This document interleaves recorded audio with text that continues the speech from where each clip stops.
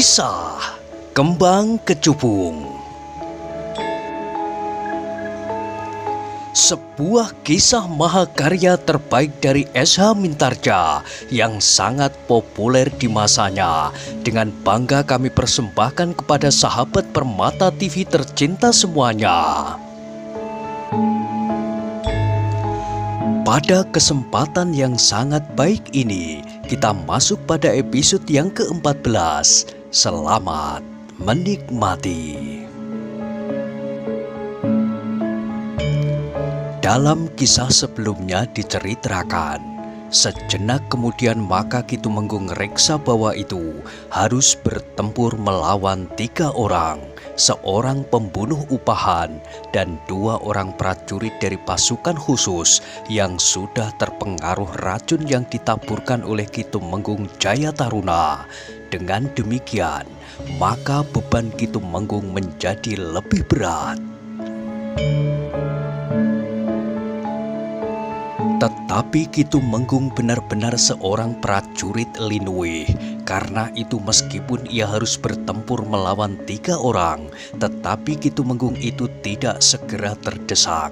Semakin lama, pertempuran itu pun menjadi semakin sengit. Seorang prajurit pasukan khusus itu tiba-tiba berdesah tertahan. Ujung tombak Kitumenggung yang terayun mendatar telah menyentuh lengannya, sehingga kulit dan daging di lengannya telah terkoyak. Prajurit itu sempat melangkah surut, namun kemudian ia pun telah meloncat pula. Jantungnya telah dipanasi oleh kemarahan dan dendam. Ia harus membalas karena lawannya telah melukai lengannya. Tetapi demikian ia bergerak, maka kawannya telah terlempar dari arena. Yang mengenainya bukan ujung senjata Kitumenggung, tetapi Kitumenggung yang meloncat itu telah mengayunkan kakinya mengenai dada prajurit itu. Prajurit itu tertegun, namun hanya sekejap. Ia pun segera meloncat sambil memutar pedangnya. Bersama Wedung, prajurit yang sudah terluka lengannya itu menyerang dengan garangnya dari arah yang berbeda. Tetapi serangan-serangan mereka itu seakan-akan tidak berarti. Keduanya sama sekali tidak dapat menyentuh tubuh Kitumenggung Reksabawa dengan ujung senjata mereka. Prajurit yang terlempar jatuh itu pun berusaha untuk bangkit. Dipungutnya pedangnya yang terlepas dari tangannya, kemudian melangkah mendekati arena pertempuran. Dadanya masih terasa sesak, tetapi ia tidak dapat membiarkan kawannya bertempur dalam kesulitan. Sejenak kemudian maka Kitumenggung harus bertempur melawan 3 orang lagi. Keringat telah membasahi seluruh pakaiannya. Dengan demikian, maka sebelum tenaganya mulai menyusut, maka Kitumenggung itu sudah mengambil keputusan untuk mengakhiri pertempuran itu. Ia tidak ingin justru dirinya sendirilah yang kemudian mengalami kesulitan karena tenaganya sudah mulai menyusut. Maka Kitumenggung itu pun segera menghentakkan kemampuannya. Tombaknya bergerak lebih cepat, sedangkan Kitumenggung sendiri berloncatan dengan tangkasnya. Dengan demikian maka ketika lawannya menjadi semakin mengalami kesulitan, seorang prajurit telah mengaduh ketika dadanya tergores ujung tombak Kitumenggung. Meskipun tidak dalam, tetapi goresan itu terasa sangat pedih ketika tersentuh keringat yang mengembun di tubuhnya. Namun dalam pada itu, sejenak kemudian prajurit yang seorang lagi telah tersentuh ujung senjata pula.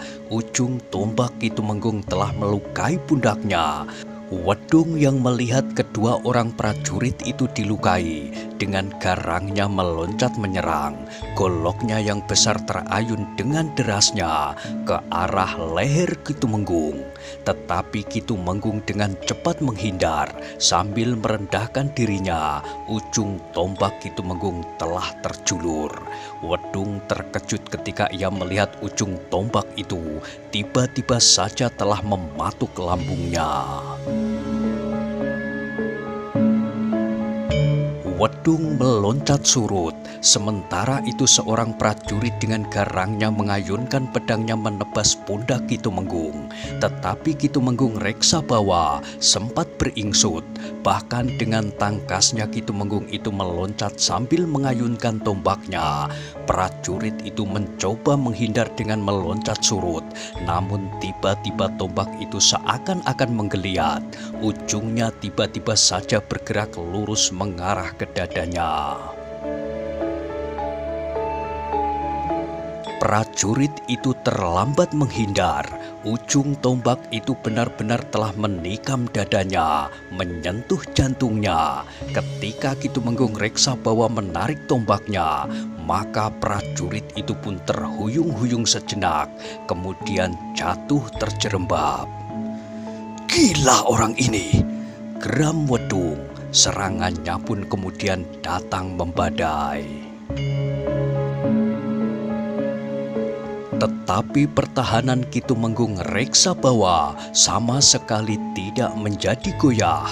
Bahkan Ki Tumenggung pun telah mengimbanginya pula. Serangan-serangannya pun menjadi semakin cepat dan berbahaya. Ujung tombak Ki Tumenggung rasa-rasanya menjadi semakin dekat dengan tubuh Wedung yang merasa dirinya tidak tertandingi itu. Bahkan akhirnya Wedung tidak mampu lagi menghindarkan diri dari kejaran maut. Seperti yang dikatakan oleh Ki Tumenggung Jaya Taruna, maka ujung tombak Ki Tumenggung reksa bawa benar-benar telah mengoyak perutnya. Terdengar Wedung berteriak nyaring, kemarahan, kecewa dan dendam menyala di hatinya. Namun ia tidak mempunyai kesempatan lagi. Tubuhnya pun kemudian terjatuh di tanah. Darah mengalir tidak henti-hentinya dari luka. Tetapi tubuhnya sudah tidak akan dapat bergerak lagi. Ki Tumenggung reksa bawa tertegun sejenak. Ketika ia menyadari keadaan sepenuhnya, maka prajurit yang seorang lagi sudah tidak berada di arena. Dengan memanfaatkan kesempatan terakhir, prajurit itu pun telah melarikan dirinya. Ki Tumenggung reksa bawa pun segera berlari ke kudanya. Setelah melepaskan kudanya yang tertambat pada sebatang pohon perdu, Ki Tumenggung segera meloncat naik. Ia sadar bahwa api sudah disulut. Jerami yang sudah tertimbun di ladang pun akan segera menyala. "Tidak ada waktu lagi," berkata Ki Tumenggung reksa bawa. "Jika prajurit itu memberi laporan kepada Adi Tumenggung Jaya Taruna dan Raden Ayu Reksayuda, maka mereka segera bergerak mendahului tindakan yang mungkin akan diambil oleh Kanjeng Adipati. Sementara itu, banyak juga senopati dan para nayoko serta para demang yang sudah dipengaruhinya. Mereka agaknya telah yakin bahwa Kanjeng Adipatilah yang telah membunuh Raden Tumenggung Reksayuda, meskipun seandainya mempergunakan tangan orang lain. Sementara itu, juru gedong yang bertugas di bangsal pusaka pun telah lenyap seperti ditelan bumi. Karena itu, maka Ki Tumenggung pun memutuskan untuk segera memberikan laporan kepada Kanjeng Adipati, meskipun ia tahu bahwa kedua orang prajurit yang mengaku mendapat perintah dari Kanjeng Adipati itu berbohong kepadanya. Keduanya hanya memancingnya keluar dari rumah untuk dijebak dan kemudian dibinasakan.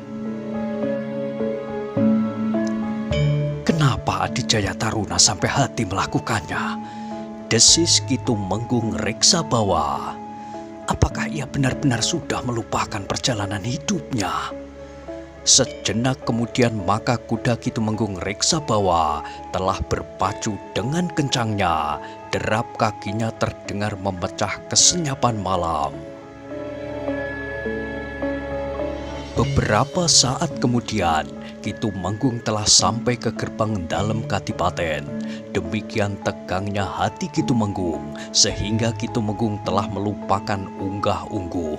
Ia tidak sempat meloncat turun dari kudanya, sehingga kudanya berlari masuk ke halaman. Di depan tangga pendopo agung dalam Kadipaten Sendang Arum, Kitumenggung meloncat turun. Dibiarkannya saja kudanya di halaman, sementara Kitumenggung berlari naik ke pendopo. Dua orang prajurit yang bertugas dengan tergesa-gesa menyusulnya naik ke pendopo pula. "Kitumenggung, ada apa?" "Aku akan menghadap Kanjeng Adipati." "Kanjeng Adipati sudah tidur. Esok sajalah Kitumenggung menghadap. Ada sesuatu yang sangat penting. Tetapi Kanjeng Adipati akan dapat menjadi marah. Aku harus menghadap malam ini." Kitumenggung tidak berhenti. Bahkan Kitumenggung itu langsung pergi ke pintu pringgitan. Diketuknya pintu pringgitan itu keras-keras. "Kitumenggung!" Prajurit yang berada di pendopo menjadi semakin banyak. "Ada apa sebenarnya dengan Kitumenggung Reksabawa?"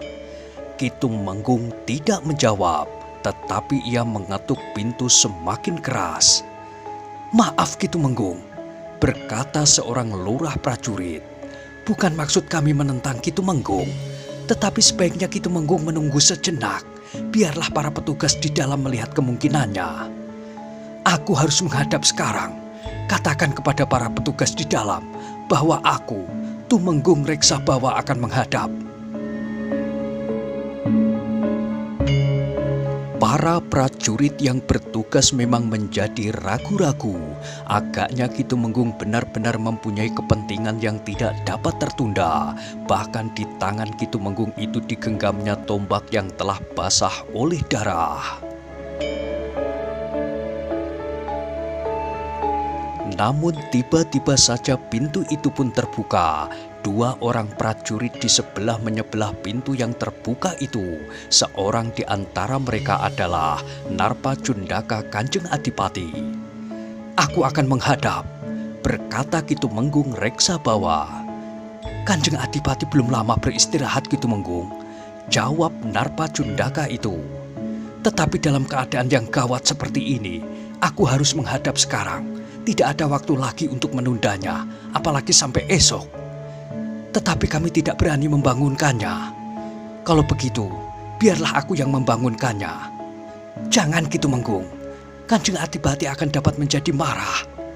Tetapi Kanjeng Adipati akan menjadi lebih marah lagi jika tidak dibangunkannya malam ini."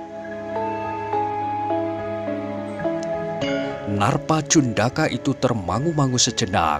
Disadarinya tentu ada yang sangat penting sehingga Kitumenggung Reksabawa memaksa untuk bertemu dengan Kanjeng Adipati. Selagi Narpacundaka itu masih bimbang, tiba-tiba saja terdengar suara dari ruang dalam. "Biarlah Kitumenggung Reksabawa masuk." Semuanya segera berpaling. Mereka melihat Kanjeng Adipati berdiri di pintu dalam. Di tangannya telah tergenggam sebatang tombak pendek pula. "Kitumenggung Reksabawa," berkata Kanjeng Adipati, "kau datang malam-malam begini dengan tombak di tanganmu. Bahkan tombak yang telah basah oleh darah. Apa maksudmu? Apakah kau datang untuk menantangku? Jika itu maumu, aku sudah siap untuk melayaninya. Aku juga seorang prajurit seperti kau Kitumenggung. Karena itu, jika kau memang ingin menjajaki kemampuanku, marilah kita akan turun ke halaman. Biarlah para prajurit menjadi saksi." Tiba-tiba saja Kitumenggung Reksabawa itu duduk di lantai menghadap Kanjeng Adipati, sehingga para prajurit pun telah melakukannya pula.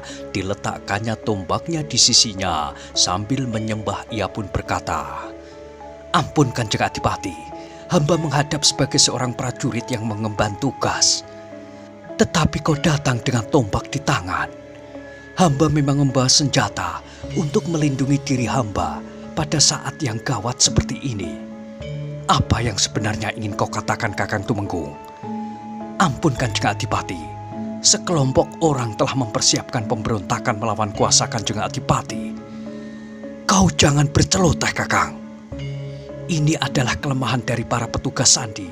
Selama ini, kadipaten ini merupakan kadipaten yang tenang dan jarang sekali terjadi gejolak, sehingga para petugas sandi seakan-akan telah tertidur nyenyak. Karena itu, mereka sama sekali tidak menangkap isyarat akan terjadinya pemberontakan ini." "Apakah yang menjadi pemicunya? Karena terbunuhnya Kang Mas Raden Tumenggung Reksayuda?" "Ya Kanjeng, sekelompok orang yang berada di bawah pengaruh Raden Ayu Reksayuda dan Adi Tumenggung Jaya Taruna telah memilih untuk menempuh jalan pintas. Ampun Kanjeng Adipati, mereka menganggap bahwa Kanjeng Adipatilah yang telah bersalah membunuh Raden Tumenggung Reksayuda dengan meminjam tangan orang lain. Kanjeng Adipati sengaja memerintahkan pembunuh itu mempergunakan pusaka Kanjeng Adipati sendiri justru untuk menjauhkan tuduhan bahwa Kanjeng Adipati telah terlibat. Sementara itu, juru gedong di bangsal pusaka itu telah lenyap." Wajah Kanjeng Adipati menjadi semakin tegang. "Aku telah dijebak untuk disingkirkan, tetapi aku dapat melepaskan diri. Karena itu Kanjeng, tidak ada waktu untuk berpikir lebih lama. Aku mohon Kanjeng segera bersiap. Aku memperhitungkan kegagalan mereka membunuh aku malam ini akan menjadi peletik api yang akan menyalakan api pemberontakan." "Apa aku dapat mempercayaimu Kakang Tumenggung?" "Kanjeng, aku mohon Kanjeng segera mempersiapkan diri. Waktunya tentu sangat sempit." Kanjeng Adipati menjadi ragu-ragu, namun Kitumenggung Reksabawa itu pun berkata kepada Narpacundaka, "Perintahkan untuk menutup pintu gerbang utama. Siapkan pasukan yang ada untuk melindungi dalam kadipaten ini. Bunyikan isyarat agar pasukan yang tidak terpengaruh oleh Adi Tumenggung Jaya Taruna mempersiapkan diri." Narpacundaka itu ragu-ragu sejenak. Dipandanginya wajah Kanjeng Adipati yang tegang. Baru ketika Kanjeng Adipati itu mengangguk, maka Narpacundaka itu pun bergeser surut. Demikian pula prajurit yang ada di luar pintu. Namun seorang prajurit yang semula berada di dalam bersama Narpacundaka itu tetap duduk di tempatnya. Sejenak kemudian maka para prajurit yang ada di halaman kadipaten itu pun segera bersiaga. Pintu gerbang utama segera ditutup dan diselarak dari dalam. Namun dalam pada itu, seperti yang diperhitungkan oleh Kitumenggung Reksabawa, kegagalan Wedung dan dua orang prajurit pilihan membunuhnya telah menjadi api yang menyalakan pemberontakan. Salah seorang prajurit yang berhasil melarikan diri itu telah mengejutkan mereka yang menyelenggarakan pertemuan di rumah Raden Ayu Reksayuda. Pada saat jamuan makan dihidangkan, maka prajurit yang sudah terluka itu berlari-lari dan langsung masuk ke ruang pertemuan. Kitumenggung Jaya Taruna yang terkejut segera bangkit dan mendekatinya. "Ada apa, Kau terluka?" "Ya Kitumenggung, Wedung dan seorang kawanku itu terbunuh. Aku terluka, namun aku sempat melarikan diri." "Gila! Jadi kalian gagal membunuh Kakang Reksabawa?" "Ya Kitumenggung. Jadi sesumbar wedung itu bagaikan suara guruh yang menggelegar di langit, tetapi hujan setitik pun tidak turun ke bumi." Prajurit itu tidak menjawab, tetapi terdengar ia menggerang kesakitan. Raden Ayu Reksa Yuda tidak sempat mempersilahkan tamu-tamunya untuk makan. Kitu Menggung Jaya Tarunalah yang kemudian bangkit sambil berkata lantang, "Kita harus mulai sekarang. Kita tidak mempunyai waktu lagi." "Sekarang?" bertanya seorang Demang. "Ya, para senopati yang membawai pasukan akan segera bergerak. Para Demang dan orang-orangnya harus segera menyusul. Kita akan mendudukin dalam kadipaten. Kita akan menangkap Kanjeng Adipati. Kalau mungkin kita akan menangkapnya hidup-hidup." "Kakang Tumenggung Jaya Taruna," berkata Raden Ayu Reksa Yuda, "aku akan ikut bersama Kakang ke kadipaten." "Raden Ayu, tidak usah Raden Ayu. Sebaiknya Raden Ayu tetap tinggal di rumah. Nanti setelah kami berhasil, kami akan menjemput Raden Ayu." "Tidak, Kakang. Aku akan pergi ke kadipaten bersama Kakang. Aku minta Kakang menangkap Ririswari. Jangan sakiti anak itu. Biarlah aku yang mengurusnya." "Raden Ajeng Ririswari?" "Ya, apakah kepentingan Raden Ayu dengan Raden Ajeng Ririswari itu?" "Tidak ada, Kakang. Tetapi tolong bawa Ririswari itu kepadaku." Kitu Menggung Jaya Taruna pun mengangguk-angguk. Katanya, "Baiklah, aku sendiri yang akan menangkap Kanjeng Adipati serta membawa Raden Ajeng Ririswari kepada Raden Ayu." Demikianlah maka sejenak kemudian mereka yang mengadakan pertemuan itu telah meninggalkan ruangan. Mereka langsung mempersiapkan kesatuan mereka masing-masing. Ketika panah sendaren beterbangan di langit, maka pasukan yang kuat telah bersiap. Mereka segera bergerak mengepung dalam kadipaten. Sejenak kemudian mereka yang mengepung kadipaten itu telah berusaha memecahkan pintu gerbang utama. Sekelompok orang telah mendorong pintu gerbang itu dengan tenaga mereka yang besar dan menghentak-hentak. Namun sebagian dari mereka ternyata berhasil meloncati dinding halaman samping. Berlari-larian para prajurit yang telah berada di halaman itu menuju ke pintu gerbang. Para prajurit yang bertugas di dalam kadipaten itu tidak dapat menahan mereka ketika mereka mengangkat selarak dan membuka pintu gerbang utama itu. Arus prajurit pun kemudian mengalir seperti bendungan yang pecah. Mereka menghambur di halaman dan berlari-larian menuju ke dalam kadipaten. Dalam pada itu terdengar suara kentongan yang bergaung dalam irama titir. Tetapi suara kentongan itu tidak segera disahut oleh suara kentongan yang lain. Kitu Menggung Jaya Taruna telah menyebarkan orang-orangnya ke seluruh kota untuk menaburkan kegelisahan dan kecemasan. Yang justru terdengar adalah suara kentongan di kejauhan, lamat-lamat, juga dengan irama titir. Tetapi suara itu akhirnya hilang ditelan suara angin malam. Pertempuran telah berkobar di halaman dalam kadipaten. Para pengawal yang jumlahnya jauh lebih sedikit dari pasukan yang datang menyerang segera mengalami kesulitan untuk bertahan. Dalam pada itu, Kitu Menggung Reksa Bawa telah minta agar Kanjeng Adipati segera meninggalkan kadipaten. "Marilah Kanjeng, Kanjeng harus melepaskan diri dari tangan mereka, tangan-tangan yang panas dan haus darah. Aku seorang prajurit, Kitu Menggung. Tidak pantas seorang prajurit meninggalkan arena pertempuran untuk sekedar ingin hidup. Tetapi selagi kita masih hidup, maka kita akan dapat berbuat sesuatu. Tetapi jika kita sudah mati, maka berakhirlah semuanya. Meskipun kita tahu bahwa sudah terjadi ketidakadilan dan bahkan fitnah di tanah ini, tetapi di saat kematian itu datang, maka kita akan menyadari bahwa kita tidak dapat berbuat apa-apa lagi. Semuanya sudah terlambat. Apakah kita harus mengorbankan harga diri kita? Apakah kita akan kehilangan harga diri kita jika kita bertindak atas dasar perhitungan?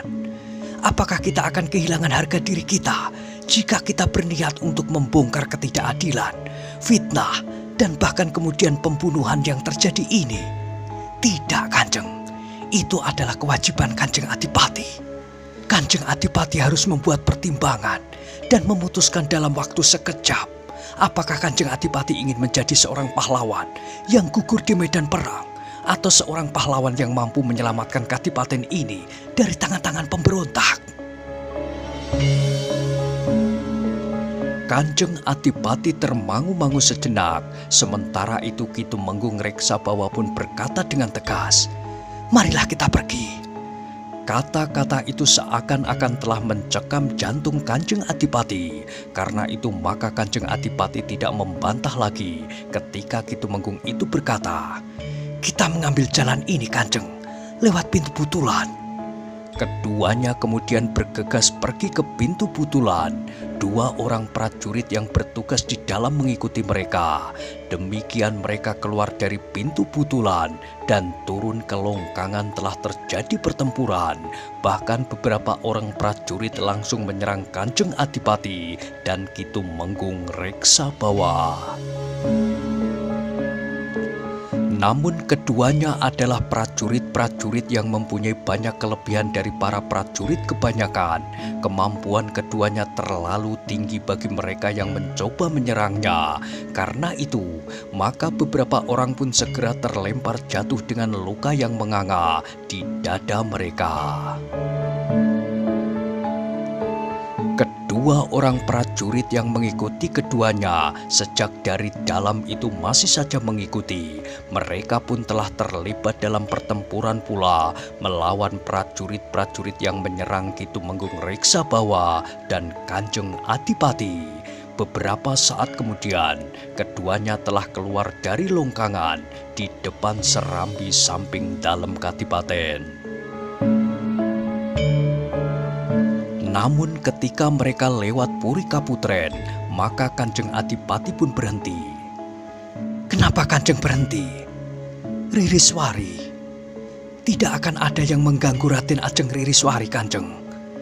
Aku tidak dapat meninggalkan anak gadisku di Kaputren. Aku tidak dapat membiarkan Ririswari jatuh ke tangan para pemberontak itu." Ki Tumenggung Reksabawa dapat mengerti perasaan Kanjeng Adipati. Karena itu maka ia tidak ingin membuang-buang waktu dengan saling bersih tegang.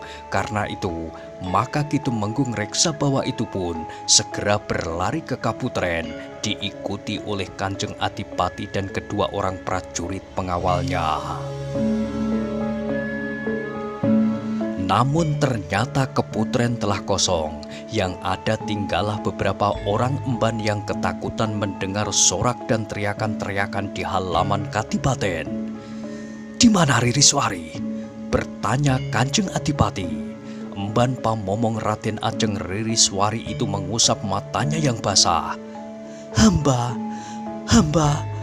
mohon ampun, Kanjeng." "Cepat, katakan apa yang telah terjadi." "Seorang yang menutupi wajahnya dengan ikat kepala telah masuk ke Kaputren sebelum terdengar teriakan-teriakan itu, Kanjeng. Orang itu memasuki bilik Raden Ajeng dengan membuka atap." "Bukankah kau ada di dalam bilik Ririswari?" "Hamba, Kanjeng, hamba pun terbangun ketika hamba mendengar jerit Raden Ajeng yang tertahan. Agaknya orang yang wajahnya ditutupi dengan ikat pinggang itu sempat membungkamnya, dan bahkan dengan satu sentuhan Raden Ririswari seakan-akan menjadi tidak berdaya. Orang yang wajahnya tertutup itu pun segera mengangkat Raden Ajeng Ririswari dan membawanya keluar. Ketika hamba berusaha mencegahnya, maka hamba telah didorongnya sedemikian kuatnya sehingga hamba terbentur dinding. Untuk sesaat, hamba rasa-rasanya telah kehilangan kesadaran. Ketika kesadaran itu mulai timbul, hamba mendengar teriakan-teriakan yang menakutkan itu. Agaknya pertempuran di halaman." Kanjeng Adipati termangu-mangu sejenak, namun Ki Tumenggung berkata, "Mereka akan sampai di sini pula, Kanjeng. Marilah kita pergi. Raden Ajeng Ririswari telah diculik orang. Biarlah kelak kita mencarinya, asal nyawa kita terselamatkan. Tetapi jika kita mati, nasib Raden Ajeng Ririswari akan menjadi semakin buruk untuk sepanjang hidupnya." Ternyata perasaan Kanjeng Adipati itu tersentuh. Karena itu maka bersama Ki Tumenggung Reksabawa dan kedua orang prajurit pengawal itu pun segera keluar dari keputren. Tetapi di gerbang mereka berpapasan dengan beberapa orang prajurit, sehingga pertempuran pun tidak dapat dielakkan. Agaknya para prajurit yang sudah berada di bawah pengaruh Ki Tumenggung Jayataruna itu pun sudah mendapat perintah untuk menangkap Kanjeng Adipati, hidup atau mati. Tetapi para prajurit itu harus menghadapi kenyataan bahwa Kanjeng Adipati dan Ki Tumenggung Reksabawa adalah orang-orang yang berkemampuan sangat tinggi. Beserta mereka telah bertempur pula dua orang prajurit pilihan yang setia. Namun ketika Kanjeng Adipati dan Ki Tumenggung Reksabawa berhasil menerobos sekelompok prajurit yang akan menangkap mereka hidup atau mati, kedua orang prajurit itu sudah tidak menyertai mereka lagi. "Di mana kedua orang prajurit itu?" bertanya Kanjeng Adipati sambil menyelinap ke kebun belakang halaman Kadipaten. "Agaknya mereka telah menjadi korban, Kanjeng. Mereka telah menahan para prajurit yang berusaha mengejar kita, tetapi agaknya keduanya pun tidak mampu melepaskan diri dari ujung senjata para prajurit yang telah memberontak itu. Marilah Kanjeng, kita tinggalkan tempat ini. Kasihan kedua orang prajurit itu. Mereka sadari apa yang mungkin terjadi bagi seorang prajurit." Keduanya pun tidak sempat berbicara lebih panjang lagi. Mereka pun segera mendengar teriakan-teriakan para pemimpin kelompok yang memberikan aba-aba. Karena itu, maka keduanya pun segera menyusup di antara tanaman perdu di kebun belakang. Nah, bagaimanakah kisah selanjutnya? Silahkan ikuti terus kisah Kembang Kecubung pada episode berikutnya. Sampai jumpa.